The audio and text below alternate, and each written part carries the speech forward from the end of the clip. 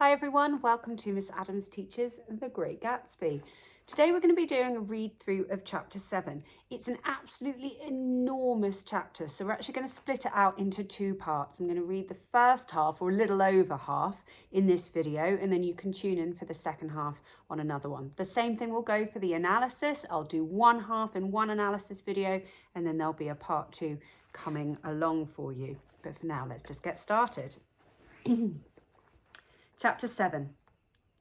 It was when curiosity about Gatsby was at its highest that the lights in his house failed to go on one Saturday night, and obscurely as it had begun, his career as Trimalchio was over.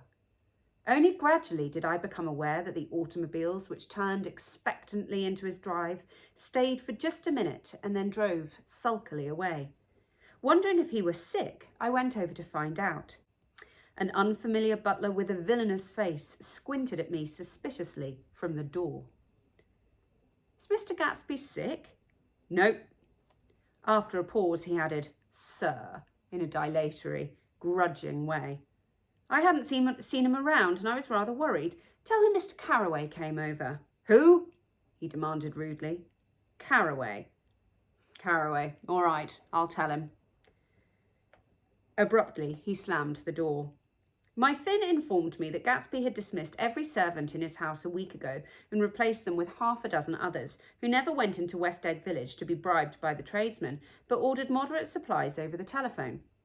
The grocery boy reported that the kitchen looked like a pigsty, and the general opinion in the village was that the new people weren't servants at all. Next day, Gatsby called me on the phone. "Going away?" I inquired. "No, old sport." "I hear you fired all your servants." "I wanted somebody who wouldn't gossip. Daisy comes over quite often, in the afternoons." So the whole caravansary had fallen in like a card house at the disapproval in her eyes. "There's some people Wolfsheen wanted to do something for. They're all brothers and sisters. They used to run a small hotel." "I see." "He was calling up at Daisy's request. Would I come to lunch at her house tomorrow? Miss Baker would be there." Half an hour later, Daisy herself telephoned and seemed relieved to find that I was coming. Something was up, and yet I couldn't believe that they would choose this occasion for a scene, especially for the rather harrowing scene that Gatsby had outlined in the garden. The next day was broiling, almost the last, certainly the warmest of the summer.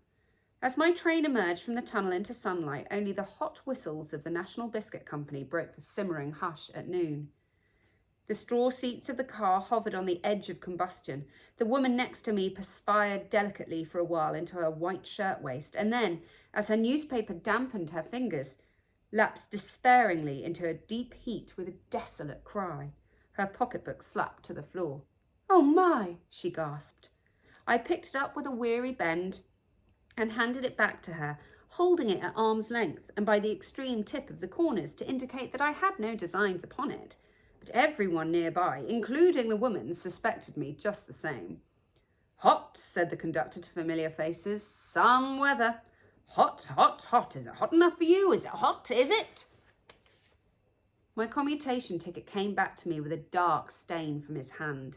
That anyone should care in this heat whose flushed lips he kissed, whose head made damp the pyjama pocket over his heart.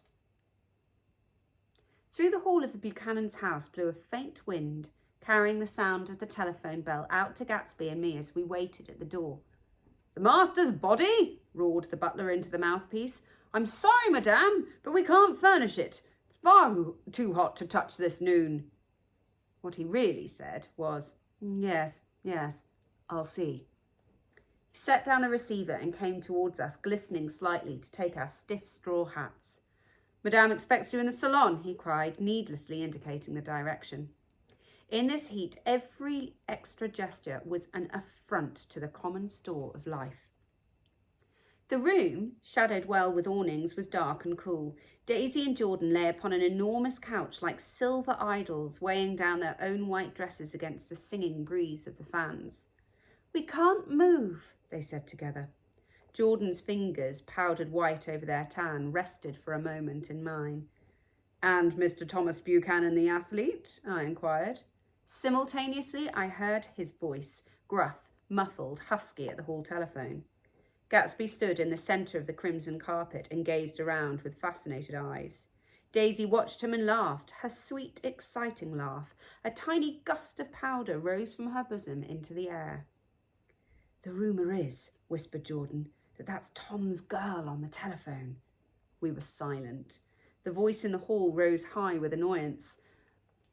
"Very well, then. I won't sell you the car at all. I'm under no obligations to you at all. And as for your bothering me about it at lunchtime, I won't stand that at all." "Holding down the receiver," said Daisy cynically. "No, he's not," I assured her. "It's a bona fide deal. I happen to know about it." Tom flung open the door, blocked out its space for a moment with his thick body, and hurried into the room. "Mr. Gatsby!" He put out his broad, flat hand with well-concealed dislike. "I'm glad to see you, sir. Nick?" "Make us a cold drink," cried Daisy. As he left the room again, she got up and went over to Gatsby and pulled his face down, kissing him on the mouth. "You know I love you," she murmured. "You forget there's a lady present," said Jordan. Daisy looked around doubtfully. "You kiss Nick too. What a low, vulgar girl." "I don't care," cried Daisy, and began to clog on the brick fireplace. Then she remembered the heat and sat down guiltily on the couch, just as a freshly laundered nurse leading a little girl came into the room. "Blessed precious," she crooned, holding out her arms. "Come to your own mother that loves you." The child, relinquished by the nurse, rushed across the room and rooted shyly into her mother's dress. "The blessed precious! Did mother get powder on your old yellowy hair? Stand up now and say howdy-do." Gatsby and I, in turn, leaned down and took the small, reluctant hand. Afterward, he kept looking at the child with surprise. I don't think he had ever really believed in its existence before. "I got dressed before luncheon," said the child, turning eagerly to Daisy. "That's because your mother wanted to show you off." Her face bent into the single wrinkle of the small white neck. "You dream, you. You absolute little dream." "Yes," admitted the child calmly. "Aunt Jordan's got on a white dress too." "How do you like your mother's friends?" Daisy turned around so that she faced Gatsby. "Do you think they're pretty?" "Where's Daddy?" "She doesn't look like her father," explained Daisy. "She looks like me. She's got my hair and shape of the face." Daisy sat back upon the couch. The nurse took a step forward and held out her hand. "Come, Pammy." "Goodbye, sweetheart." With a reluctant backward glance, the well-disciplined child held to her nurse's hand and was pulled out the door, just as Tom came back, preceding 4 gin rickeys that clicked full of ice. Gatsby took up his drink. "They certainly look cool," he said with visible tension. We drank in long, greedy swallows. "I read somewhere that the sun's getting hotter every year," said Tom genially. "Seems that pretty soon the earth's going to fall into the sun, or wait a minute, it's just the opposite. The sun's getting colder every year. Come outside," he suggested to Gatsby. "I'd like you to have a look at the place." I went with them out to the veranda. On the green sound, stagnant in the heat, one small sail crawled slowly towards the fresher sea. Gatsby's eyes followed it momentarily. He raised his hand and pointed across the bay. "I'm right across from you." "So you are." Our eyes lifted over the rosebeds and the hot lawn and the weedy refuse of the dog days along shore. Slowly the white wings of the boat moved against the blue cool limit of the sky. Ahead lay the scalloped ocean and the abounding Blessed Isles. "There's sport for you," said Tom, nodding. "I'd like to be out there with him for about an hour." We had luncheon in the dining room, darkened too against the heat, and drank down nervous gaiety with the cold ale. "What'll we do with ourselves this afternoon?" cried Daisy. "And the day after that, and the next 30 years. "Don't be morbid," Jordan said. "Life starts all over again when it gets crisp in the fall." "But it's so hot," insisted Daisy, on the verge of tears, "and everything's so confused. Let's all go to town." Her voice struggled on through the heat, beating against it, moulding its senselessness into forms. "I've heard of making a garage out of a stable," Tom was saying to Gatsby, "but I'm the first man who ever made a stable out of a garage." "Who wants to go to town?" demanded Daisy insistently. Gatsby's eyes floated towards her. "Ah," she cried, "you look so cool." Their eyes met, and they stared together at each other, alone in space. With an effort, she glanced down at the table. "You always look so cool," she repeated. She had told him that she loved him, and Tom Buchanan saw. He was astounded. His mouth opened a little, and he looked at Gatsby and then back at Daisy, as if he had just recognised her as someone he knew a long time ago. "You resemble the advertisement of the man," she went on innocently. "You know the advertisement of the man." "All right," broke in Tom quickly. "I'm perfectly willing to go to town. Come on, we're all going to town." He got up, his eyes still flashing between Gatsby and his wife. No one moved. "Come on!" His temper cracked a little. "What's the matter anyhow? If we're going to town, let's start." His hand, trembling with his effort at self-control, bore to his lips the last of his glass of ale. Daisy's voice got us to our feet and out onto the blazing gravel drive.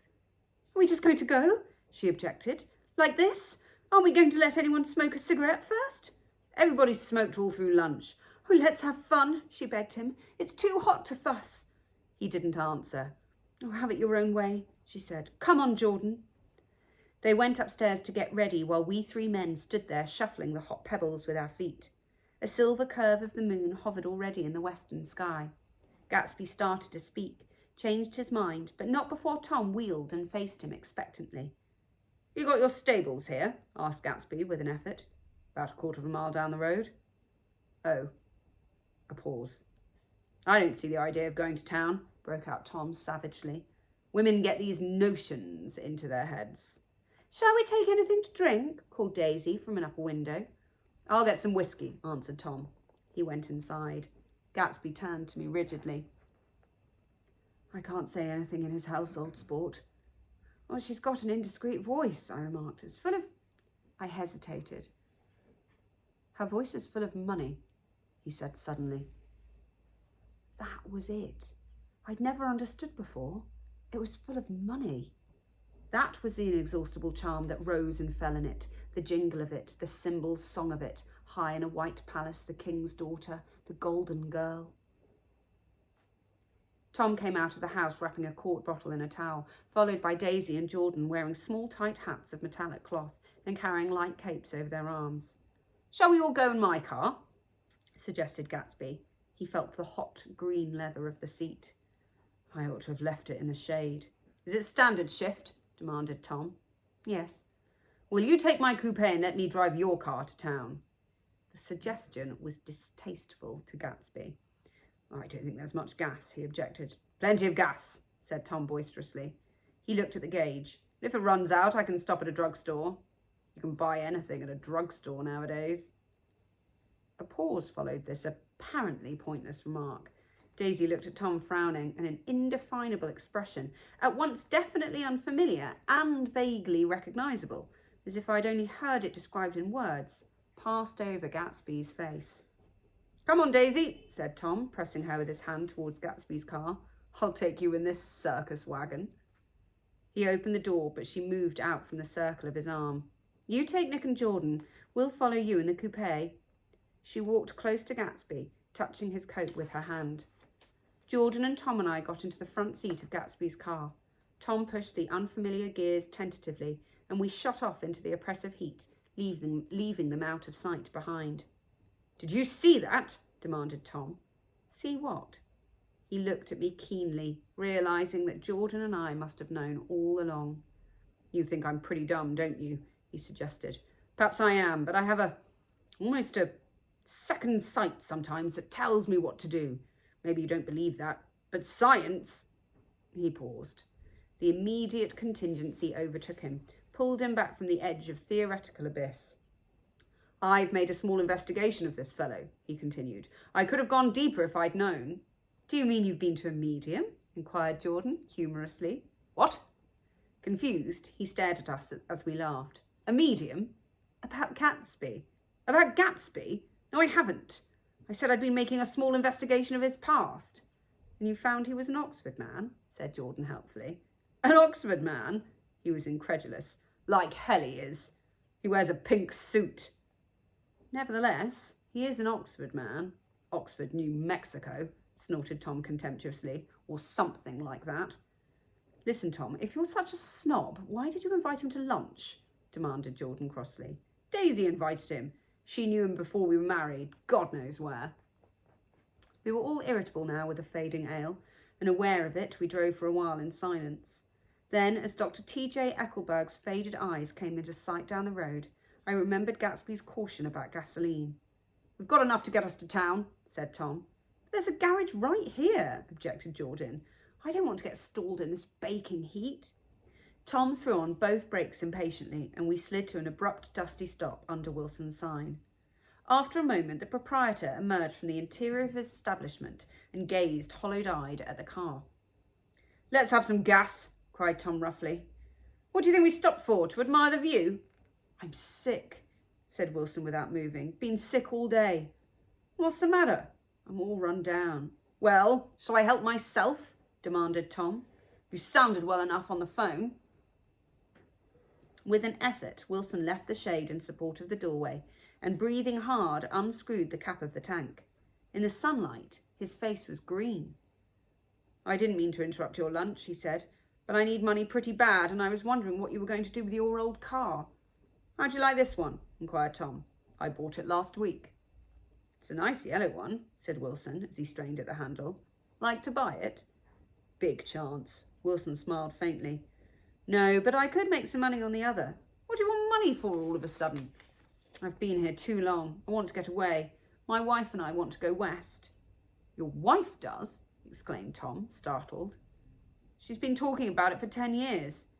He rested for a moment against the pump, shading his eyes. Now she's going whether she wants to or not. I'm going to get her away.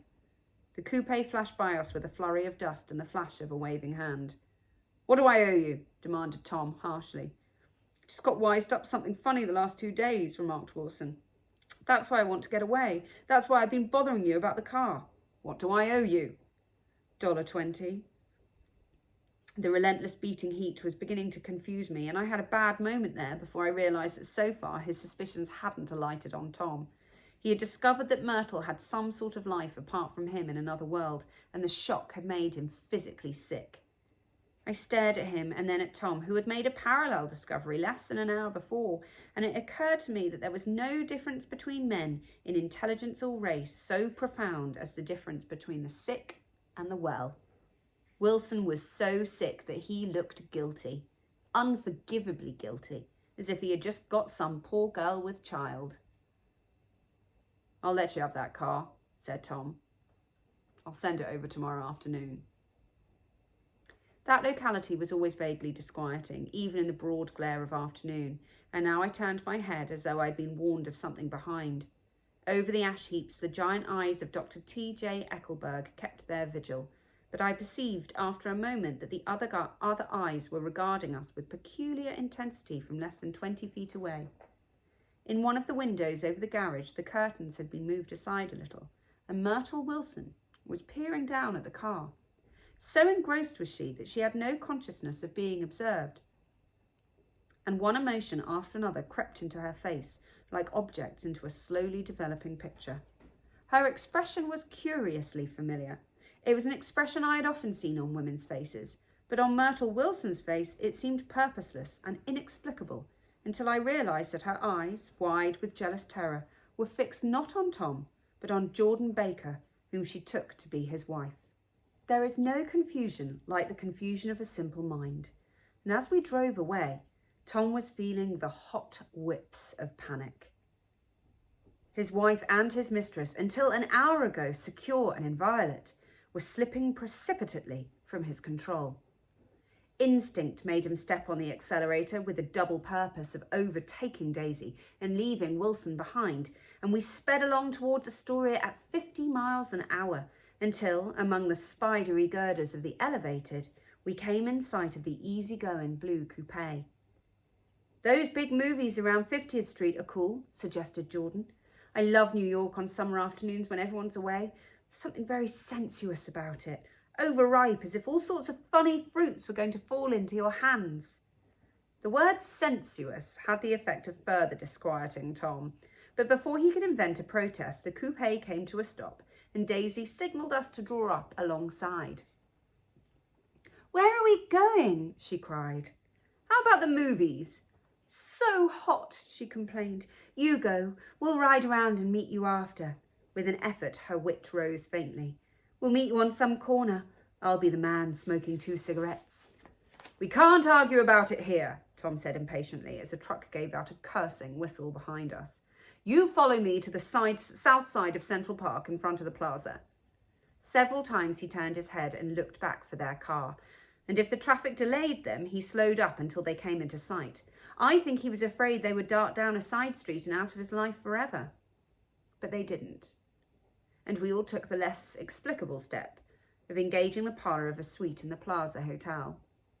The prolonged and tumultuous argument that ended by herding us into that room eludes me, though I have a sharp physical memory that in the course of it, my underwear kept climbing like a damp snake around my legs and intermittent beads of sweat raced cool across my back. The notion originated with Daisy's suggestion that we hire 5 bathrooms and take cold baths, and then assumed more tangible form as a place to have a mint julep. Each of us said over and over that it was a crazy idea. We all talked at once to a baffled clerk and thought, or pretended to think, that we were being very funny. The room was large and stifling, and though it was already 4 o'clock, opening the windows admitted only a gust of hot shrubbery from the park. Daisy went to the mirror and stood with her back to us, fixing her hair. It's a swell suite, whispered Jordan respectfully, and everyone laughed. Open another window, commanded Daisy without turning round. There aren't any more. Well, we'd better telephone for an axe. The thing to do is forget about the heat, said Tom impatiently. Make it 10 times worse by crabbing about it. He unrolled the bottle of whiskey from the towel and put it on the table. Why not let her alone, old sport? Remarked Gatsby. You're the one that wanted to come to town. There was a moment of silence. The telephone book slipped from its nail and splashed to the floor, whereupon Jordan whispered, Excuse me. But this time no one laughed. I'll pick it up, I offered. I've got it. Gatsby examined the parted string, muttered, in an interested way, and tossed the book onto a chair. That's a great expression of yours, isn't it? Said Tom sharply. What is? All this old sport business. Where'd you pick that up? Now see here, Tom, said Daisy, turning around from the mirror. If you're going to make personal remarks, I won't stay here a minute. Call up and order some ice with a mint julep. As Tom took up the receiver, the compressed heat exploded into sound, and we were listening to the portentous chords of Mendelssohn's Wedding March from the ballroom below. Imagine marrying anybody in this heat, cried Jordan dismally. Still, I was married in the middle of June, Daisy remembered. Louisville in June. Somebody fainted. Who was it that fainted, Tom? Biloxi, he answered shortly. A man named Biloxi. Biloxi. And he made boxes, that's a fact. And he was from Biloxi, Tennessee. They carried him into my house, appended Jordan, because we lived just 2 doors from the church, and he stayed 3 weeks, until Daddy told him he had to get out. The day after he left, Daddy died. After a moment, she added, There wasn't any connection. I used to know Bill Biloxi from Memphis, I remarked. Oh, that was his cousin. I knew his whole family history before he left. He gave me an aluminium putter that I use today. The music died down as the ceremony began. And now a long cheer floated in at the window, followed by intermittent cries of, yeah, and finally by a burst of jazz as the dancing began. Oh, we're getting old, said Daisy. If we were young, we'd rise and dance. Remember Biloxi, Jordan warned her. Where do you know him, Tom? Biloxi? He concentrated with an effort. I didn't know him. He was a friend of Daisy's. He was not, she denied. I'd never seen him before. He came down in the private car. Well, he said he knew you. He said he was raised in Louisville. Asa Bird brought him round at the last minute and asked if we had room for him. Jordan smiled. He was probably bumming his way home. He told me he was president of your class at Yale. Tom and I looked at each other blankly. Biloxi? First place, we didn't have any president. Gatsby's foot beat a short, restless tattoo, and Tom eyed him suddenly. By the way, Mr. Gatsby, I understand you're an Oxford man. Not exactly. Oh, yes. I understand you went to Oxford. Yes, I went there. A pause, then Tom's voice, incredulous and insulting. You must have gone there about the time Biloxi went to New Haven. Another pause. A waiter knocked and came in with crushed mint and ice, but the silence was unbroken by his "thank you" and the soft closing of the door. This tremendous detail was to be cleared up at last. I told you I went there, said Gatsby. I heard you, but I'd like to know when. It was in 1919. I only stayed 5 months. That's why I can't really call myself an Oxford man. Tom glanced around to see if we mirrored his unbelief, but we were all looking at Gatsby. It was an opportunity they gave to some of the officers after the armistice, he continued. We could go to any of the universities in England or France. I wanted to get up and slap him on the back.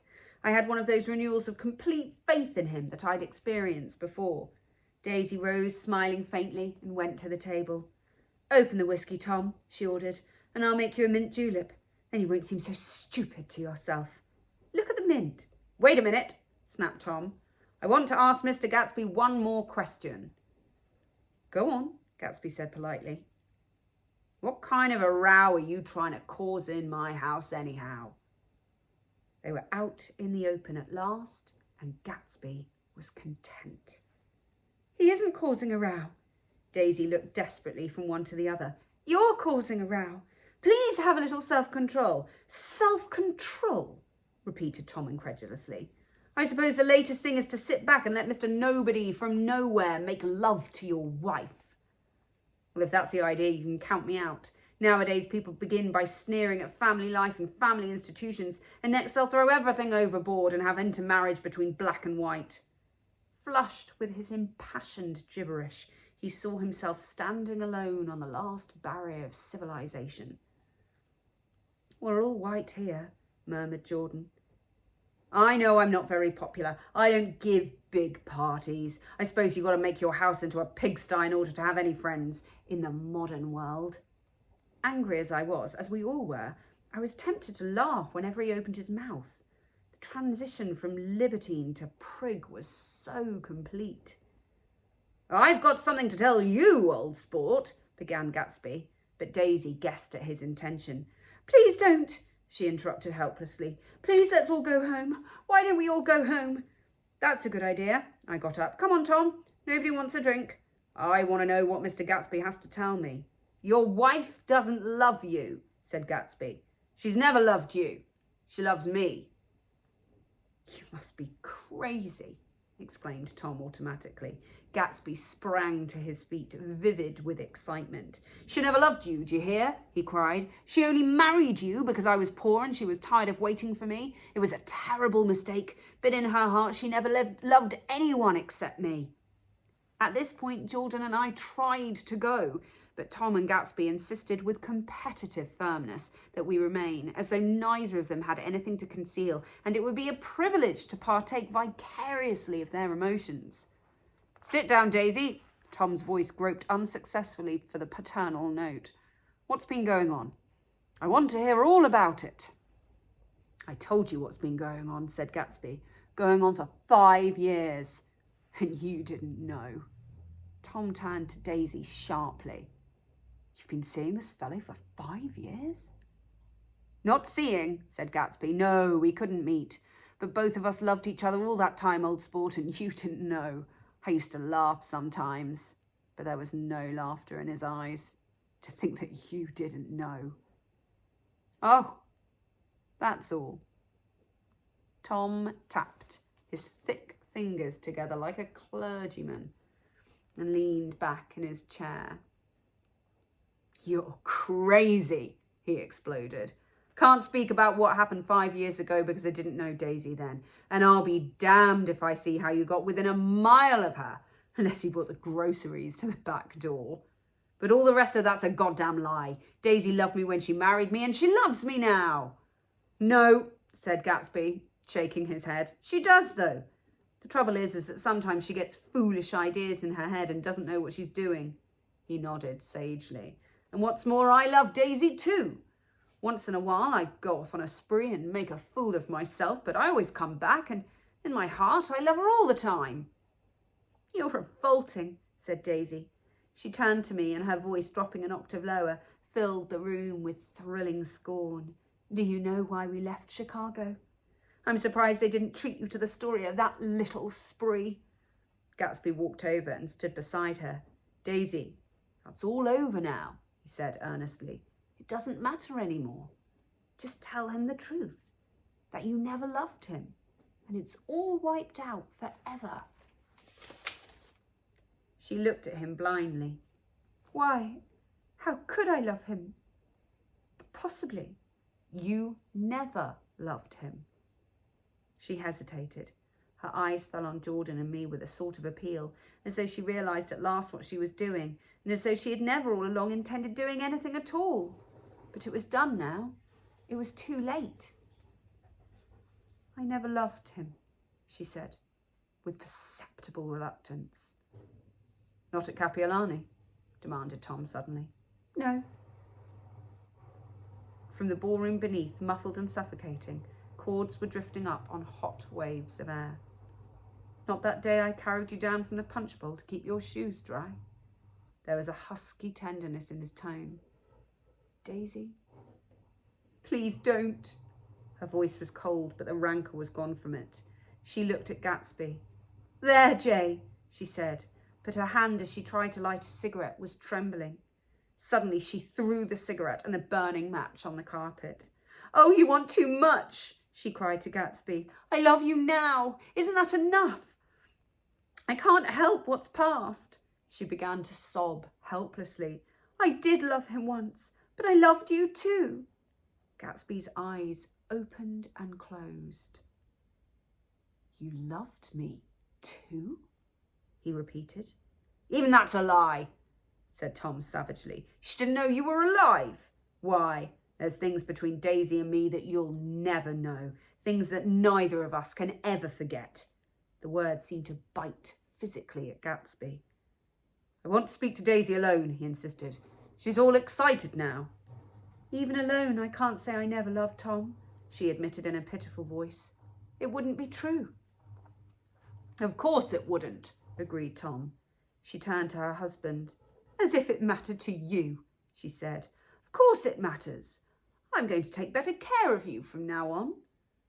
You don't understand, said Gatsby with a touch of panic. You're not going to take care of her any more. I'm not. Tom opened his eyes wide and laughed. He could afford to control himself now. Why's that? Daisy's leaving you. Nonsense. I am, though, she said with a visible effort. She's not leaving me. Tom's words suddenly leaned down over Gatsby. Certainly not for a common swindler who'd have to steal the ring he put on her finger. I won't stand this, cried Daisy. Oh, please, let's get out. Who are you anyhow? Broke out Tom. You're one of that bunch that hangs around with Mayor Wolfshine. That much I happen to know. I've made a little investigation into your affairs and I'll carry it further tomorrow. You can suit yourself about that, old sport, said Gatsby steadily. I found out what your drugstores were. He turned to us and spoke rapidly. He and this Wolfshine bought up a lot of side street drugstores here and in Chicago and sold grain alcohol over the counter. That's one of his little stunts. I picked him for a bootlegger the first time I saw him and I wasn't far wrong. What about it? Said Gatsby politely. I guess your friend Walter Chase wasn't too proud to come in on it. And you left him in the lurch, didn't you? You let him go to jail for a month over in New Jersey. God, you ought to hear Walter on the subject of you. He came to us dead broke. He was very glad to pick up some money, old sport. Don't you call me old sport, cried Tom. Gatsby said nothing. Walter could have you up on the betting laws too, but Wolfsheim scared him into shutting his mouth. That unfamiliar yet recognisable look was back again in Gatsby's face. That drugstore business was just small change, continued Tom slowly. But you've got something on now that Walter's afraid to tell me about. I glanced at Daisy, who was staring terrified between Gatsby and her husband, and at Jordan, who had begun to balance an invisible but absorbing object on the tip of her chin. Then I turned back to Gatsby and was startled at his expression. He looked, and this is said in all contempt for the babbled slander of his garden, as if he had killed a man. For a moment, the set of his face could be described in just that fantastic way. It passed, and he began to talk excitedly to Daisy, denying everything, defending his name against accusations that had not been made. But with every word, she was drawing further and further into herself. So he gave that up, and only the dead dream fought on as the afternoon slipped away, trying to touch what was no longer tangible, struggling unhappily, undespairingly towards that lost voice across the room. The voice begged again to go. Please, Tom, I can't stand this anymore.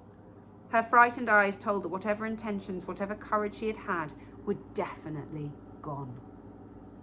You two start on home, Daisy, said Tom, in Mr. Gatsby's car. She looked at Tom, alarmed now, but he insisted with magnanimous scorn. Go on, he won't annoy you. I think he realises that his presumptuous little flirtation is over. They were gone, without a word, snapped out, made accidental, isolated, like ghosts, even from our pity. After a moment, Tom got up and began wrapping the unopened bottle of whiskey in the towel. Want any of this stuff, Jordan? Nick? I didn't answer. Nick? He asked again. What? Want any? No. I just remembered that today's my birthday. I was 30. Before me stretched the portentous, menacing road of a new decade. It was 7 o'clock when we got into the coupe with him and started for Long Island. Tom talked incessantly, exulting and laughing, but his voice was as remote from Jordan and me as the foreign clamour on the sidewalk or the tumult of the elevated overhead. Human sympathy has its limits, and we were content to let all their tragic arguments fade with the city lights behind. 30. The promise of a decade of loneliness, a thinning list of single men to know, a thinning briefcase of enthusiasm, thinning hair. But there was Jordan beside me, who, unlike Daisy, was too wise ever to carry well-forgotten dreams from age to age. As we passed over the dark bridge, her wan face fell lazily against my coat shoulder, and the formidable stroke of 30 died away with the reassuring pressure of her hand. So we drove on towards death through the cooling twilight. Right, we're going to pause there.